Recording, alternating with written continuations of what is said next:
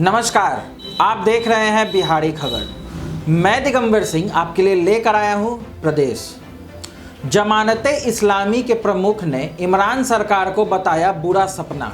अफगानिस्तान के कंधार प्रांत में सुरक्षा बलों ने 15 तालिबानी आतंकवादियों को किया ढेर।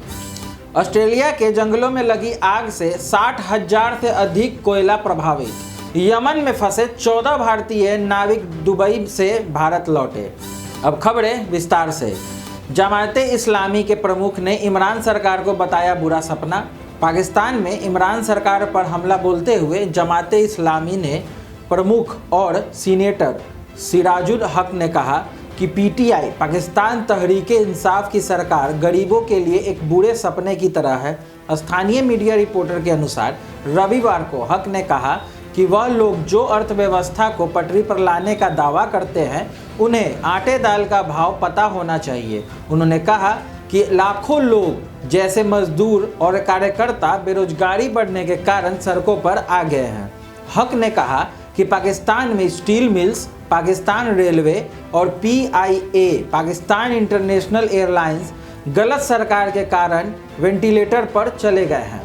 साथ ही कानून और व्यवस्था की स्थिति वर्तमान सरकार के उपहार हैं। इसके अलावा हक ने यह भी कहा कि ऑक्सीजन सिलेंडर की कमी होने से कोरोना के 7 मरीजों की मौत होने की घटना की भी निंदा की है। उन्होंने ये भी कहा कि पीटीआई प्रांतीय सरकार की नाक के नीचे मरीजों की मौत हुई है। अफगानिस्तान के कंधार प्रांत में सुरक्षा बलों ने 15 तालिबानी आतंकवादियों को ढेर कर दिए।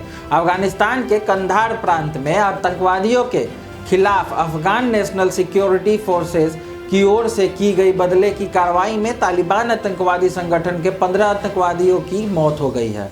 रक्षा मंत्रालय की ओर से सोमवार को यह जानकारी दी गई है।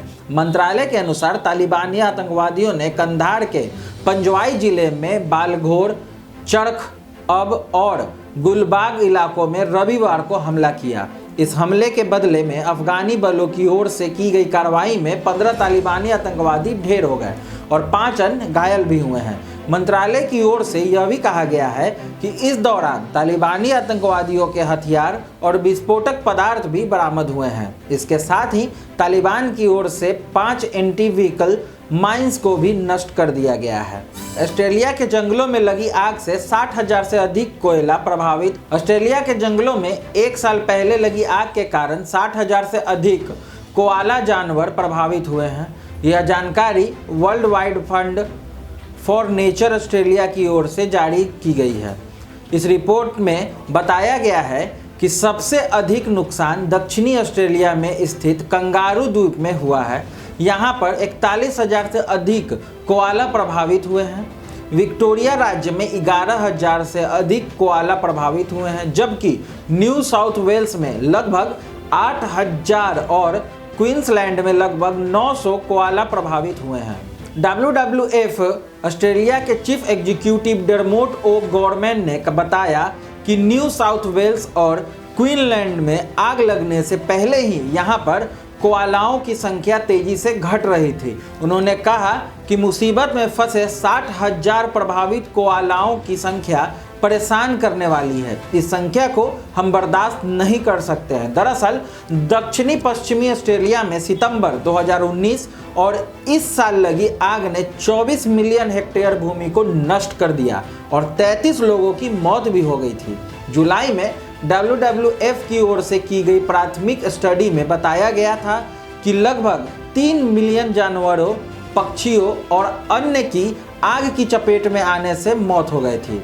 सोमवार को जानकारी दी गई थी कि अंतिम रिपोर्ट में बताया गया कि कुल मिलाकर 143 million mammals, 2.46 billion reptiles, 181 million birds और 51 फ्रॉग्स आग से प्रभावित हुए हैं। उल्लेखनीय है कि कोआला जानवर अधिकतर अपना समय पैरों पर बिताते हैं।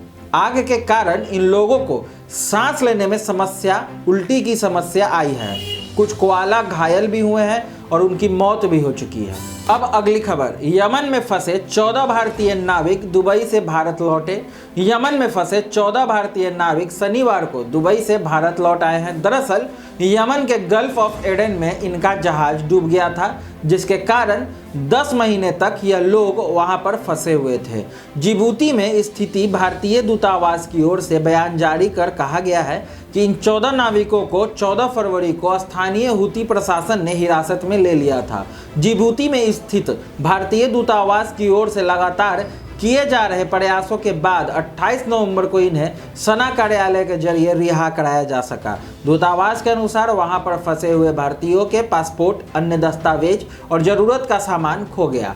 इसके अलावा समुद्री और अन्य प्रशासन की ओर से उनकी स्थिति को देखते हुए उनकी मदद करने का आग्रह किया गया है।